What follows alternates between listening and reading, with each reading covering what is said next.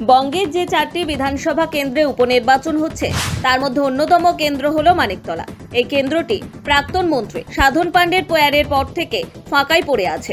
বিধায়কহীন অবস্থায় 6 মাসের মধ্যে ভোট করার নিয়ম থাকলেও 2022 সালে সাধন পাণ্ডের মৃত্যুর পর থেকেই আইনি মারপ্যাচে এই কেন্দ্রে ভোট হয়নি। এই কেন্দ্রটি অনেক দিক থেকেই তাৎপর্যপূর্ণ। যে 4টি বিধানসভা কেন্দ্রে ভোট হচ্ছে তার মধ্যে একমাত্র মানিকতলা কেন্দ্র তৃণমূলের জেতা আসন। বাকি 3টিতেই জয়ী হয়েছিল বিজেপি। শুধু তাই নয়, সদ্য সমাপ্ত লোকসভা ভোটে অন্য 3টি বিধানসভা কেন্দ্রে লিড ছিল বিজেপির। মানিকতলায় এগিয়েছিল তৃণমূল, তবে ব্যবধান এতটাই কম ছিল যে তা অস্বস্তি জাগানোর পক্ষে যথেষ্ট। মাত্র 3500 ভোটে কলকাতা উত্তর কেন্দ্রের অন্তর্গত এই বিধানসভা কেন্দ্রে লিড ছিল লোকসভায় তৃণমূল প্রার্থী সুদীপ বন্দ্যোপাধ্যায়। ফলে এবারের ভোটে তৃণমূলের কুণাল ঘোষ সহ একাধিক নেতাকে নামাতে হয়েছে ঘর গোছাতে। বিজেপি প্রার্থী পোড়খাওয়া কল্যাণ চৌবে। সাধন পাণ্ডে বেঁচে থাকার সময় রাজনীতিতে উত্থান হয়েছিল তার মেয়ে শ্রেয়া পাণ্ডের। মনে করা হয়েছিল সাধন পাণ্ডে প্রয়াত হওয়ার পরে সেই আসনের প্রার্থী পদ দেওয়া হবে শ্রেয়া পাণ্ডেকে।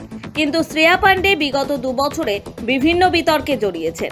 রোজভ্যালি স্ক্যামে তার কাছে সমন গিয়েছে। এছাড়াও আরও কিছু বিতর্ক দলের ভেতরেই প্রশ্ন তুলে দিয়েছে। শেষ পর্যন্ত মানিকতলা বিধানসভা কেন্দ্রে কল্যাণ চৌবের বিরুদ্ধে জয় আনতে সাধন পাণ্ডের স্ত্রী সুপ্তি পাণ্ডেকে প্রার্থী করা হয়েছে।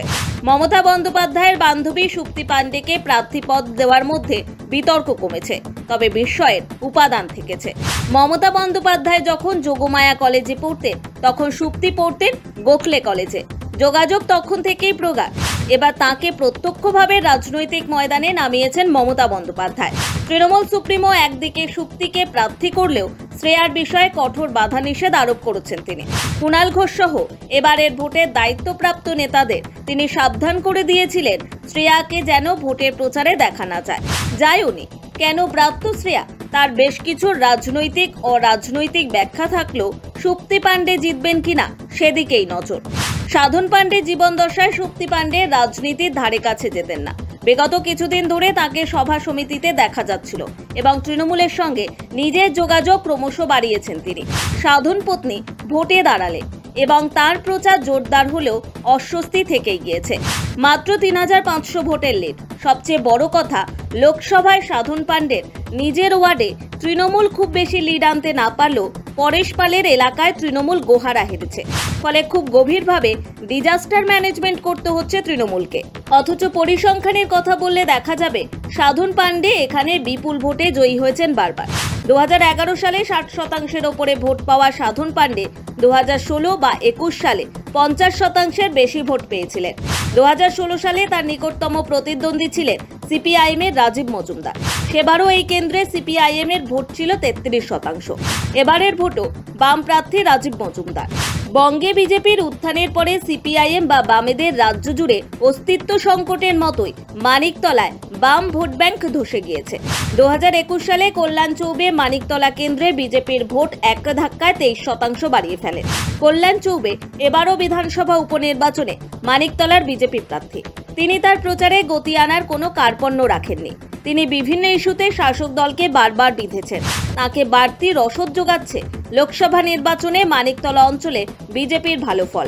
তৃণমূলের সঙ্গে বিজেপির 20,000-এর বেশি ব্যবধান ছিল শেষ বিধানসভা নির্বাচনে। ফলে 2024 সালে লোকসভা নির্বাচন তৃণমূলের কাছে কার্যত অশনি সংকেত।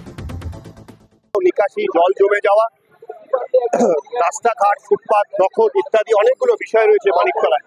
আমার মনে হয় সব থেকে বড় কথা, প্রয়াত সাধন পাণ্ডে মারা যাওয়ার আগেও বেশ কয়েক বছর অসুস্থ ছিলেন এবং তিনি সেইভাবে বিধানসভার কাজ সামলাতে পারেননি। আমার মনে হয় যে মানিকতলার মানুষ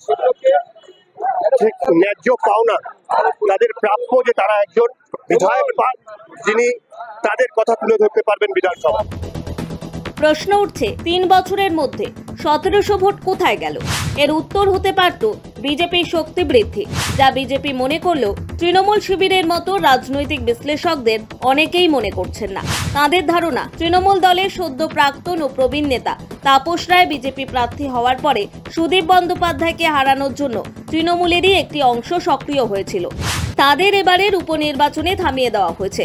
তৃণমূল মনে করছে সুপ্তি পাণ্ডের পায়ের তলার মাটি অত্যন্ত মজবুত। লোকসভার সময় 42টি কেন্দ্রে ভোট ছিল, অর্থাৎ 294টি বিধানসভা ক্ষেত্র জুড়ে ভোট হয়েছে। এবার মাত্র 4টি বিধানসভা কেন্দ্রে ভোট।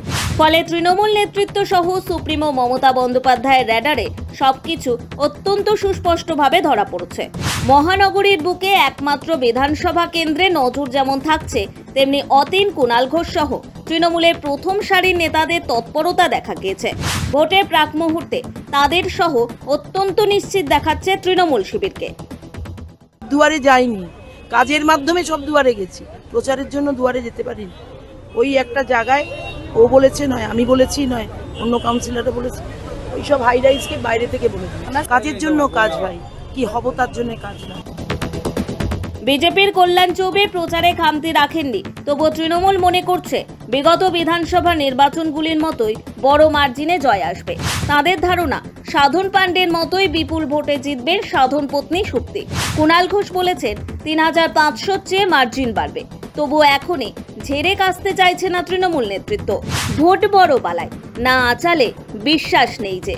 সৌভিক সান্যাল, পুরন্দর চক্রবর্তী ও চুমকি সূত্রধরের রিপোর্ট, সময়, কলকাতা।